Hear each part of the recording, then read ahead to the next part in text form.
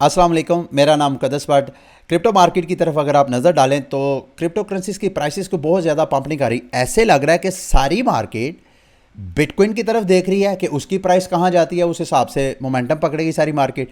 और बिटकॉइन की तरफ देखें तो ऐसे लग रहा है कि वो दीगर जो फंडामेंटल्स हैं उनकी तरफ वॉच कर रही हैं कि वो आइंदा किस तरफ टर्न लेते हैं। एफओएमसी की मीटिंग के बाद उम्मीद की जा रही थी कि मार्केट अपना कोई ना कोई रुख लाजमी दिखाएगी कि मार्केट ने डंप करना है, ये एक फेक पंप है, यहाँ के मार्केट अब मजीद बुल रैली पकड़ेगी। बहरहाल आज ट्यूसडे है और दो मेजर डेवलपमेंट होनी है अमेरिका में। एक तो ये एक बैलेंस ऑफ ट्रेड की न्यूज़ आनी है मार्केट में, उसका भी शायद कोई इतना ज़्यादा कोई इम्पैक्ट नहीं मुझे नज़र आया, लेकिन एक जो इम्पैक्ट डालने वाली न्यूज़ हो सकती है आज की डेट में वो अमेरिका के 7 तारीख की दोपहर की टाइमिंग में, जो कि पाकिस्तान में 8 फरवरी की अर्ली मॉर्निंग होगी, 12 बजे के बाद की टाइमिंग शायद निकलती है।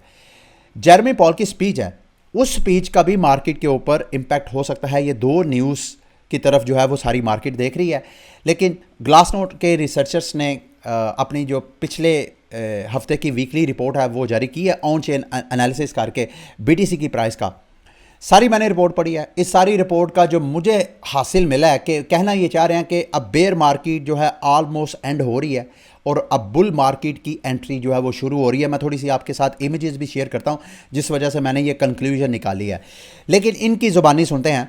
इन्होंने कहा जी कि realised profit locked in by the market. Market ने अपना प्रॉफिट जो है वो रियलाइज़ करवाया। रियलाइज प्रॉफिट और अनरियलाइज प्रॉफिट में क्या फ़र्क होता है, आसान अल्फाज में समझने के लिए फ़र्ज़ कर लें आपने बीटीसी $10,000 का एक ख़रीदा, बीटीसी की प्राइस 10,000 से बढ़ के होगी 15,000। अब जब तक आप बीटीसी सेल नहीं करेंगे वो आपका प्रॉफिट कैश इन नहीं होगा। वो आपका जो प्रॉफिट है, वो जो $5,000 का प्राइस में पंप आया, वो आपका रियलाइज्ड प्रॉफिट नहीं है, वो आपका अनरियलाइज प्रॉफिट है। वो आपका रियलाइज प्रॉफिट उसी वक्त होगा जब आप बीटीसी सेल करके उसको कैश में कन्वर्ट करेंगे और वो $15,000 हो जाएगा, उसको रियलाइज प्रॉफिट बोलते हैं। तो ग्लासनोट रिसर्चर का जो स्टार्ट है, उन्होंने कहा जी कि फ़िलहाल जो मार्केट में आपको थोड़ी सी करेक्शन नज़र आ रही है, ये लोग जो हैं इन्वेस्टर जो है वो प्रॉफिट अपना लॉक इन कर रहे हैं। We can see an explosion in profit taking after, और ये वाला जो प्रॉफिट टेकिंग वाला है अक्टूबर 2020 के बाद इतना बड़ा एक्सप्लोजन जो है वो नज़र आया ये। अच्छा, दूसरे नंबर पे जो एंड पे मैं, अच्छा ये चार्ट मैं आपको सारे दिखाता हूँ। इस चार्ट में सारा देखें जी, यहाँ पे रियलाइज लॉस जो है वो आहिस्ता आहिस्ता कम होता जा रहा है। जो मेन चीज़ें मैंने आपको दिखानी है, ये देखें सारी मार्केट जो है, अब ये देख रहे हैं यहाँ पे, शायद मेरी पिक्चर की वजह से अब आपको नज़र आएगा। ये देखें मार्केट यहाँ से सारी रेड रही और उसके बाद अब मार्केट जो है वो ग्रीन की रेंज में जाती हुई नज़र आ रही है। फिर उसके बाद सेल रिस्क वो भी आपको मिनिमाइज होता हुआ नज़र आ रहा है। ये देख रहे हैं low value realisation, market already यहाँ से ऊपर हो रही है। इसके अलावा और ये सारे इंडिकेटर्स जो हैं वो आपको यही मैसेज दे रहे हैं कि मार्केट जो है अब अपने बेयर साइकिल के आखिरी स्टेजेस पे है और मज़ीद यहाँ से बुल रैली जो है वो स्टार्ट हो सकती है। इसके अलावा कंक्लूजन की तरफ आते हैं। एक चीज़ मैं सिर्फ इसमें शेयर आपके साथ करना चाहता हूँ, जिसमें जो मैच्योर होल्डर्स हैं उनका और जो शॉर्ट, हाँ ये वाला wealth transferring to mature coins, इसमें फ़िलहाल अगर आप चार्ट की तरफ देखें तो ऐसे लग रहा है कि जब कभी भी मार्केट बुलिश होती है तो जो यंगस्टर्स हैं वो मार्केट में एंट्री डालते हैं, जिसको ग्रीन एरो के साथ इन्होंने शो किया है। तो ऑन चेन एनालिसिस के मुताबिक अब जो यंगस्टर्स हैं, जो यंग इन्वेस्टर हैं, वो मार्केट में एंट्री डाल रहे हैं और ऐसे लग रहा है कि मार्केट जो है बुलिश जो है वो अपना ट्रेंड पकड़ सकती है। इट ऑल डिपेंड इनका ऑन चेन एनालिसिस। ये पिछले हफ्ते का डाटा है, अगले हफ्ते क्या डाटा आएगा नोबडी नोस। वो जो भी हुई इन्फॉर्मेशन होगी मैं आपके साथ शेयर करूंगा।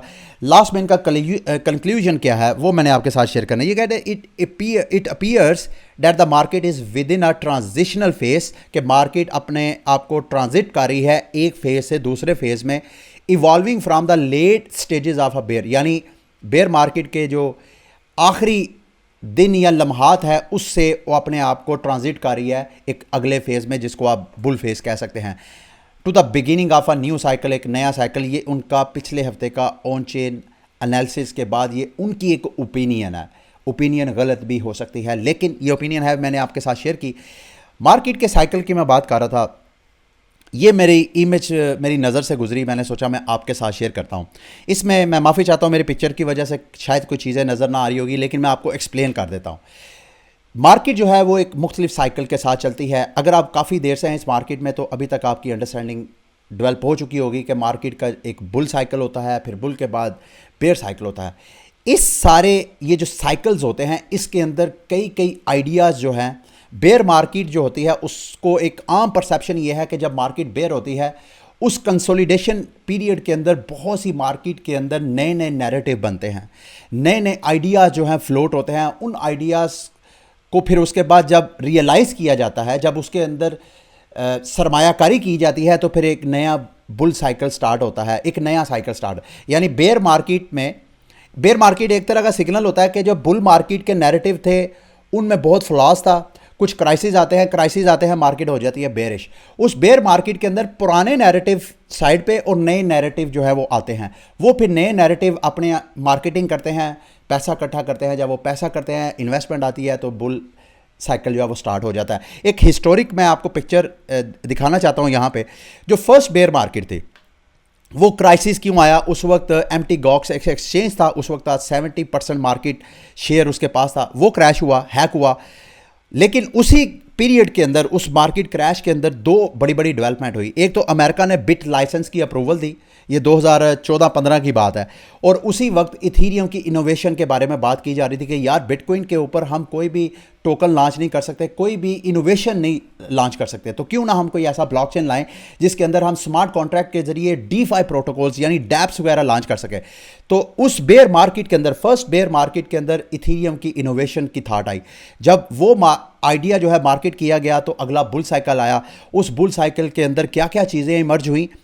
इथीरियम के ऊपर सबसे पहले स्मार्ट कॉन्ट्रैक्ट के आइडियाज़ आए। उससे क्या हुआ?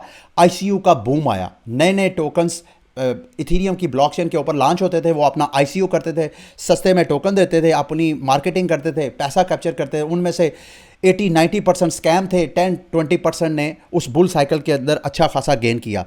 उसी के अंदर स्टेबल कॉइन का आइडिया भी आया कि भाई ये जो वोलाटाइल करेंसीज हैं, बिटकॉइन, इथीरियम या दीगर करेंसी, उनको जब कभी हमने नॉन वोलाटाइल करेंसी में यानी कैश में कन्वर्ट करना है, तो कैश में कन्वर्ट करने की बजाय क्यों ना हम इथीरियम के ऊपर एक स्टेबल करेंसी, कोई ब्लॉकचेन क्रिप्टो करेंसी लॉन्च कर ले। तो स्टेबल कॉइन का आइडिया उस बुल साइकिल में आया। फिर आईसीओ का बूम जो है, चूँकि वो मैंने आपको बताया 70-80% वो सारा फ्रॉड्स बिजनेस मॉडल था, वो क्रैश हुआ। जब क्रैश हुआ तो अगली बेयर मार्केट स्टार्ट हुई। उस बेयर मार्केट में बड़ी बड़ी चीज़ें जिस वजह से मार्केट बेयर हुई, बिटकनेक्ट क्रैश हुआ, चाइना ने क्रिप्टो को बैन करने की अनाउंसमेंट की।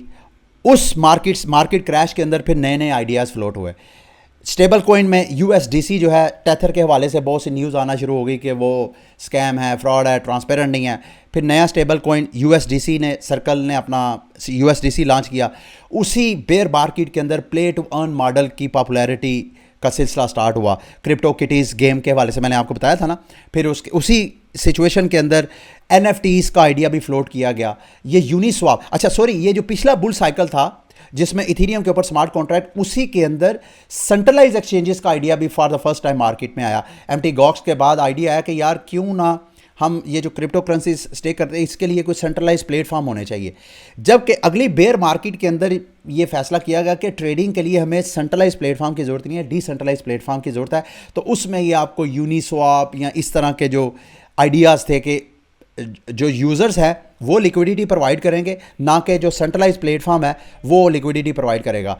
यूज़र्स प्लेटफॉर्म प्रोवाइड करेंगे लिक्विडिटी प्लेटफॉर्म को, तो वो एक डिसेंट्रलाइज प्लेटफॉर्म होगा जो किसी के कंट्रोल में नहीं होगा, कोई मसला नहीं होगा।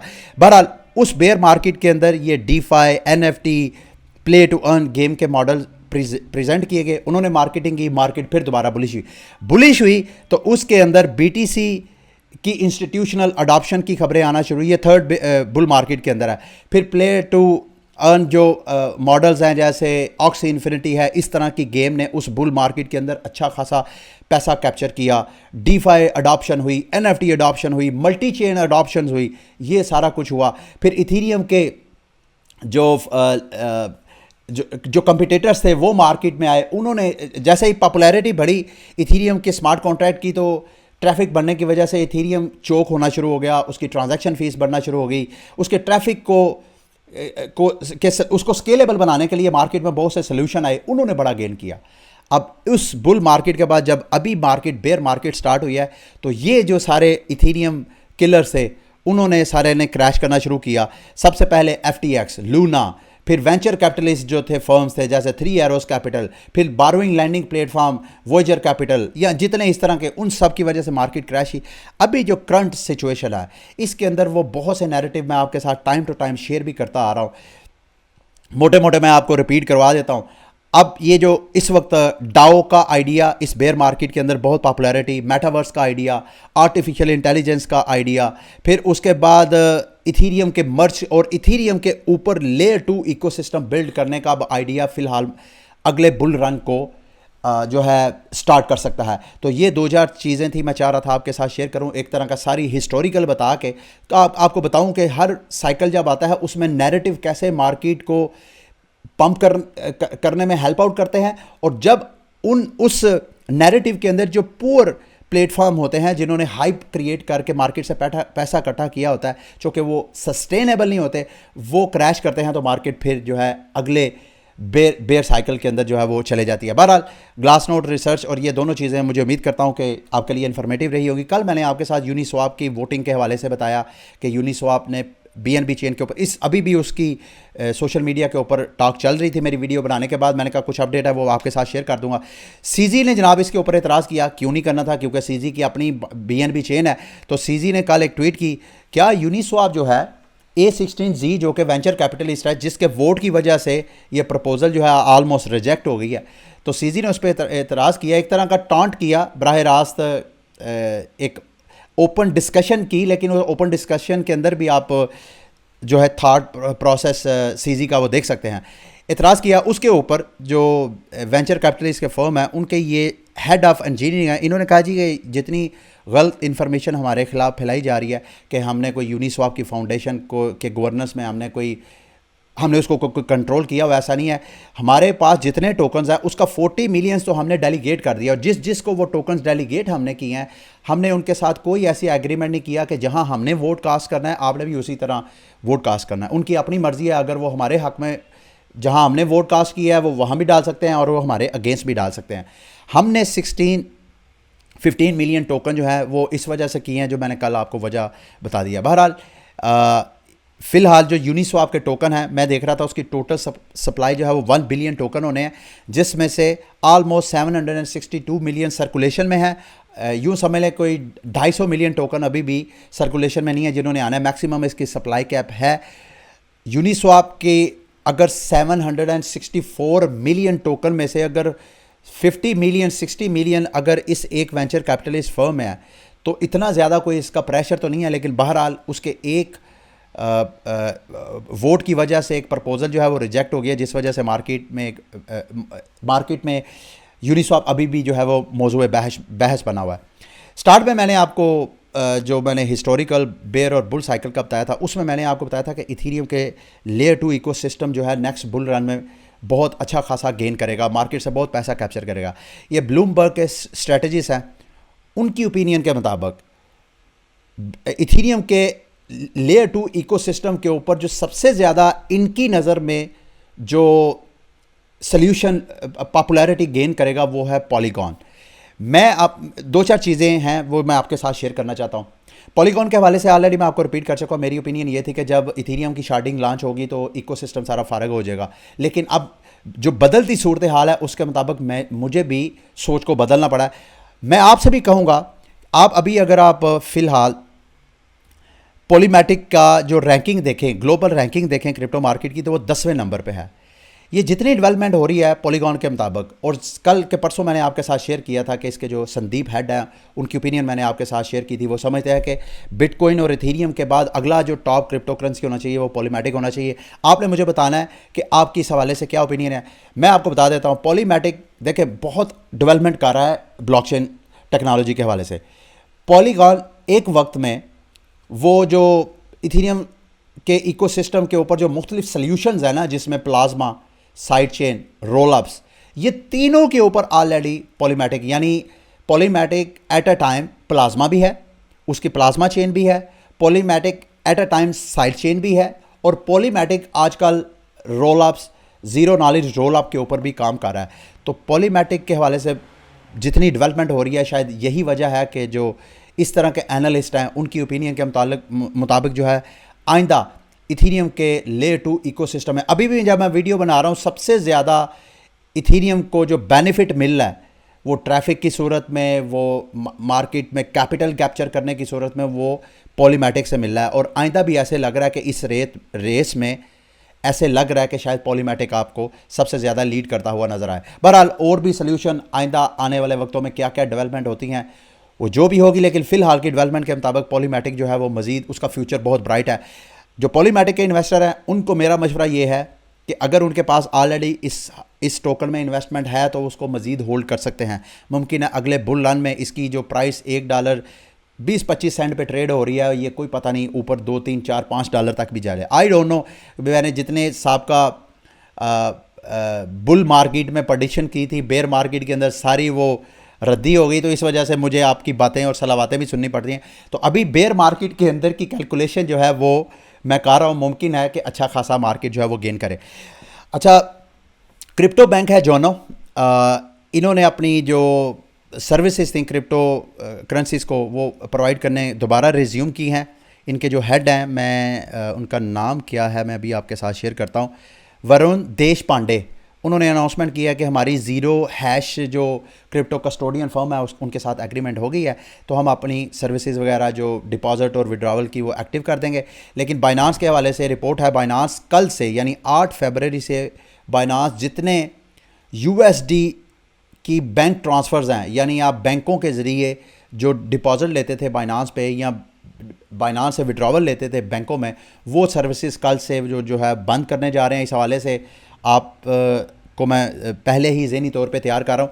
और गो के सीजी ने कहा कि ये कोई इतना बड़ा इम्पैक्ट नहीं हमारी यूज़र्स पे डालेगा, क्योंकि सिर्फ 0.01% ऐसे यूज़र्स हैं जो बैंकिंग चैनल के ज़रिए हमारे साथ इंगेज हैं। बाकी सारे जो दीगर हमारी सर्विसेज हैं, या वो डिपॉजिट्स हैं बराह रास्त क्रिप्टो डिपॉजिट्स, या वो P2P के ज़रिए बाइंग और सेलिंग करते हैं।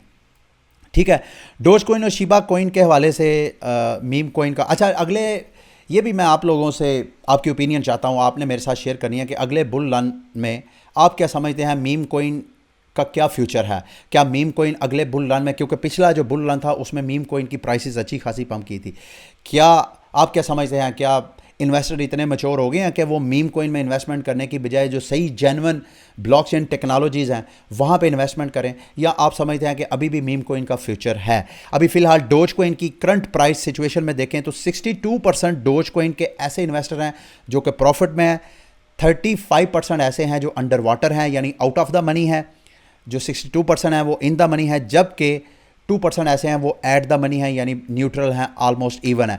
शिबा इनो के जो इन्वेस्टर हैं 54% इस वक्त अंडर वाटर हैं और सिर्फ 45% जो है वो प्रॉफिट में है।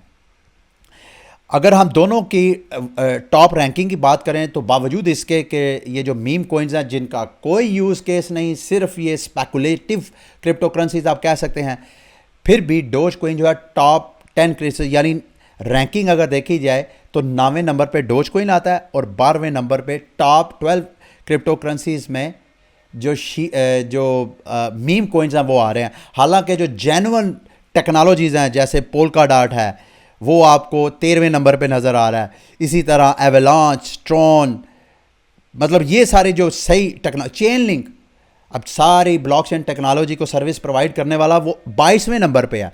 तो ये आपने मुझे अपनी ओपिनियन का इज़हार करना है कि आप क्या समझते हैं इनका मुस्तकबिल क्या अगले बुल रन में।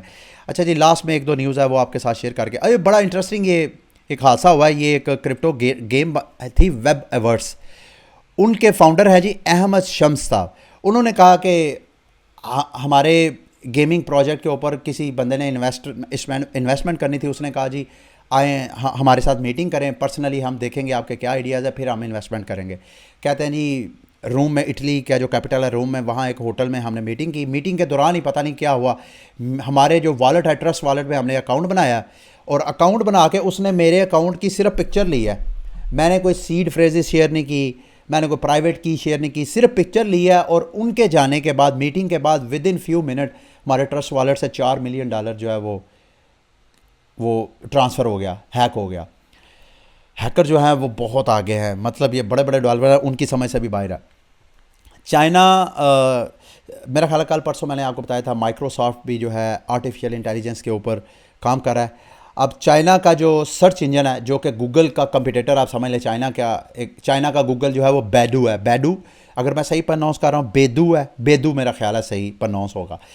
तो उन्होंने भी अनाउंसमेंट की है कि वो ऑलरेडी चैट जीपीटी की तरह एक उनकी सर्विस थी, उस सर्विस के ऊपर इंटरनली टेस्टिंग कर दी है। मोस्ट प्रॉबेबली वो मार्च में उसको लॉन्च कर देंगे। आर्टिफिशियल इंटेलिजेंस के ऊपर मैं आपको बार बार इस वजह से बोर करता हूँ रेपिटेशन करके कि ये हमारा आने वाला कल है।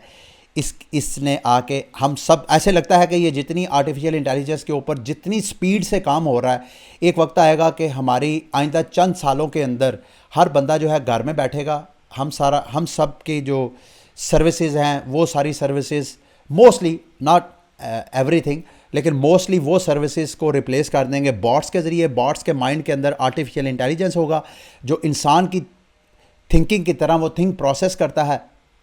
जब वो हमें रिप्लेस कर देगा, हम घर में बैठेंगे, तो उस वक्त वो जो दुनिया ग्लोबल विलेज का एक आइडिया है कि इंसान दुनिया जो है ग्लोबल विलेज बन जाएगी, उस वक्त लोगों को घरों में बैठ के जो है बग़ैर मेहनत किए एक सेंट्रलाइज बॉडी, वो गवर्नमेंट हो सकती है, वो ग्लोबल सतह पे बन सकती है, या जैसे इलाकाई बन सकती है। हर बंदे को घर बैठे जो है मखसूस एक पेमेंट या सैलरी मिल जाया करेगी, ताकि वो अपना और अपने बच्चों का जो है वो अखराजात या जो भी उसकी ज़रूरियात है वो सब वो पूरी कर सके। तो दुनिया उस जानिब आहिस्ता आहिस्ता मुझे बढ़ती हुई नज़र आ रही है।